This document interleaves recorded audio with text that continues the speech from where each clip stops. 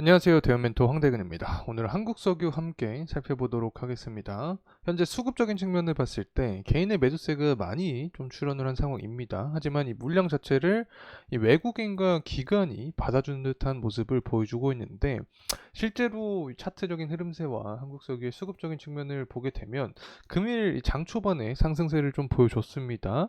이 고가 기준으로 8%가량 상승을 했는데 윗꼬리가 강하게 좀 출현을 해주면서 매도 물량이 나오는 현재 상황이다. 자, 이렇게 설명을 드릴 수 있을 것 같고, 수급적인 측면을 보더라도 6월 7일과 6월 10일 같은 경우에는 외국인과 기관의 매집세가, 특히 기관 같은 경우에 매집에 대한 물량이 좀 강하게 터졌던 하루였습니다. 하지만 개인 같은 경우에는 반대되는 모습을 보여줬다. 다시 말하면 개인의 매도세를 외국인과 기관이 받아주는 모습을 보여줬다는 점 말씀을 드립니다.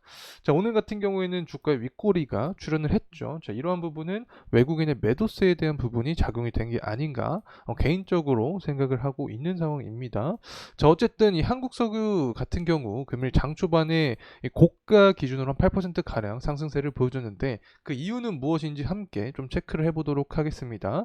자, 그리고 나서 이 체납액 관련된 착오가 있었다라는 이야기가 나와주고 있고, 시출 결과도 이 내년 상반기에 나올 예정에 있다라고 내용이 나와주고 있는 상황인데, 이 결국에 동해 앞바다 이 석유랑 가스 관련된 이야기인 거죠. 이 석유가스가 매장돼 있을 가능성이 높다라는 이 모멘텀 자체가, 리스크가 담긴 모멘텀이라고 설명을 드렸고, 불확실성이 존재한다라고 말씀을 드렸는데, 이 체납액 착오 관련된 이야기가 이 불확실성을 조금 더 강조하는 이야기가 되지 않을까 생각을 하고 있습니다. 자, 그리고 나서 이제 중동 전쟁에 대한 이야기입니다. 후티 반군이 이 미국 측의 간첩을 체포를 했다라는 이야기를 해주고 있는 상황인데, 아직까지 중동 전쟁에 대한 부분이 이어지고 있는 상황이라는 점 말씀을 드리면서 오늘 영상 진행해보는 시간 갖도록 하겠습니다. 구독과 좋아요 부탁드리고 금일 영상도 끝까지 시청해주시면 감사하겠습니다. 일단 뭐 세금 착오가, 체납 세금은 착오일 뿐이다라는 이야기를 해주고 있습니다. 대급 지급 전에 이미 완납된 상황이다라는 내용인데, 이 체납세 규모에 대해서도 200만 원 내외로 소액이다, 착오로 인한 것으로 확인이 된다며, 액트지오는 지난해 3월 미납세액을 완납하고 이 재판권과 같은 행위 능력도 소급해서 완전히 회복했다라고 설명을 해주고 있습니다. 일단은 뭐 이 내용이 사실일지 아닐지 모르겠지만 어쨌건 불확실성이 존재한다라고 우리가 판단할 수밖에 없습니다. 때문에 이 개인의 심리적인 측면으로 보더라도 매도 물량이 좀 터지고 있는 상황이지 않나, 이렇게 보고 있는 개인적인 생각을 하고 있습니다. 자, 그리고 나서 시추 위치도 한 달 내로 정할 것이고, 결과값도 내년 상반기에 1차 시추 결과가 나올 것으로 기대를 하고 있기 때문에, 결국에 우리가 가장 우려를 했던 점이 바로 경제성인데, 이 경제성에 대한 부분이 1분기 결과값에 따라서 어떻게 나오냐, 자, 이 부분이 추가적인 주가 상승 모멘텀으로 이어질 가능성이 높다는 점 다시 한번 말씀을 드립니다. 자, 그리고 나서 이제 우리가 살펴봐야 되는 게, 금일 장 초반에 상승세를 야기했던 이유가 무엇인가? 자, 이 부분인데, 일단 유가가 상승을 해줬습니다. 3거래일 동안 상승 모멘텀을 꾸준하게 받고 있는 상황인데, 일단은 저점 매수세를 기반으로 해서 상승 탄력을 받고 있다. 자, 이렇게도 해석을 할 수 있을 것 같습니다. 자, 그리고 수요적인 부분과 공급적인 부분 모두 이점에 대한 모습을 좀 볼 수 있는 상황인데, 일단은 계절적인 요인으로 여름에 수요가 기대된다라는 이야기가 나와주고 있습니다.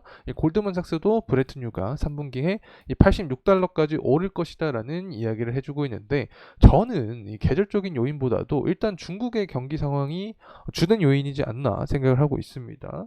일단은 무역 수지 결과값을 보게 되면 6월 7일 날 예측치보다 실제가 높은 모습을 보여주면서 수요가 더욱더 탄탄할 것이다라는 전망 때문에 유가 역시 이 상승 탄력을 받았다. 자, 이렇게 볼 수 있는 거고, 이 다가오는 제조업 지표가 있죠. 이 제조업 지표에서 과연 어떤 모습을 보여줄지, 6월 30일 날 이전 수치가 49.5고 예상이 50.4를 예상을 하고 있는데, 만약에 50.5라든지 어쨌든 예상을 넘어주면서 이전 수치보다 더 좋은 모습을 보여준다라고 하면, 중국에서 원유에 대한 수요가 높겠구나라는 시장의 기대감이 형성이 되면서 유가 역시 상승 탄력을 받을 수 있게 된다는 점 말씀을 드리고, 다음은 또 우리가 살펴볼 수 있는 게 바로 미국 관점이죠. 미국의 이 제조업 지표를 살펴 살펴봐야 됩니다. 미국 같은 경우에는 최근에 오펙 국가들보다도 영향력이 더 높다라고 설명을 드렸기 때문에 이렇게 경제 지표를 꾸준하게 관측을 해야 된다는 점 다시 한번 참고로 말씀을 드립니다.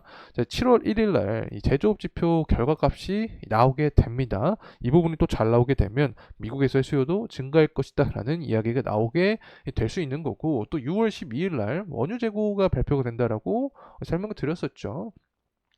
그래서 예측치보다 실제가 원유 재고량 자체가 낮은 모습을 보여주면 공급이 낮으니까 이거 역시 상승 탄력을 받을 수 있는 구조가 된다는 점 말씀을 드립니다. 자, 그리고 나서 이제 후티 반군 얘긴데, 예만 반군이 유엔에 위장한 미국과 이스라엘 간접 조직을 체포했다라는 기사가 나와주고 있습니다. 뭐 계속해서 영상을 통해서도 말씀을 드렸지만 미국과 이스라엘이 우방 국가이다. 그리고 굳이 따지면 후티 반군 그리고 이란 쪽인 거죠. 이란과 중국이 관계가 있다. 이렇게 설명을 드렸습니다. 이 때문에 후티 반군과 뭐 미국 그리고 이스라엘 관련된 기사 내용이 11월 그리고 7월과 8월 전당대회 전에 계속해서 가시화가 된다. 기사 내용이 나와주게 된다. 그렇게 되면 이 부분에 의해서 한국 석유나 뭐 다른 유가 관련된 종목들도 리스크를 먹으면서 주가가 상승하는 경향이 있기 때문에 상승 모멘텀을 받으면서 주가 역시 좋은 모습을 보여줄 가능성이 존재한다는 점 다시 한번 말씀을 드립니다. 자, 그리고 나서 이제 한국석유의 다시 한번 가격적인 흐름을 함께 살펴보려고 합니다. 일단 6월 3일 그리고 6월 4일 갭으로 시작해서 상승 흐름세를 보여주었고, 6월 5일 같은 경우에도 상승세를 유지를 하다가 윗꼬리가 강하게 출현을 한 시기였다. 자, 이렇게 말씀을 드릴 수 있습니다. 다음 날에도 상승 탄력을 받았지만 윗꼬리가 계속해서 강하게 형성이 되었던 모습을 보여줬죠.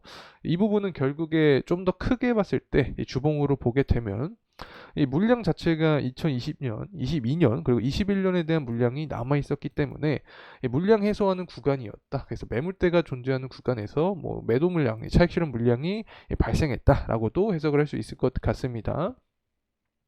자, 그래서 한국석유 같은 경우 현재 5일선 구간 그리고 11선 구간 위에 있는 상황이기 때문에 이 다시금 상승 탄력을 받으면서 주가가 상승을 해준다라고 하면 6월 3일 날 형성을 했던 이 고점, 6월 5일이죠. 6월 5일날 형성을 했던 고점 구간을 돌파를 해줄 수 있는지 여부가 중요한 포인트로 작용이 될 수 있다는 점 말씀을 드립니다. 자, 이러한 주가 상승 모멘텀에는 다양한 이유가 있겠죠. 결국에는 석유가스 관련된 부분이 경제성이 입증이 되거나 혹은 이 전쟁 리스크가 더욱더 강하게 터지게 된다라고 하면 이 부분에 의해서 정세 역시 리스크가 동반이 되면서 유가도 상승 탄력을 받을 수 있게 되는 거고, 80불 이상으로 가게 되면 다시 한번 유가가 100달러 가는 게 아니냐라는 그런 기사와 내용이 나와주면서 한국석유 역시 강한 주가 상승 모멘텀이 동반이 될 수 있다. 그리고 나서 내일 원유 재고량 자체가 좀 낮은 모습을 보여준다. 그리고 경제 지표도 좋은 모습을 보여주게 되면 공급은 낮고 수요는 증가를 하면서 이 부분이 한국석유의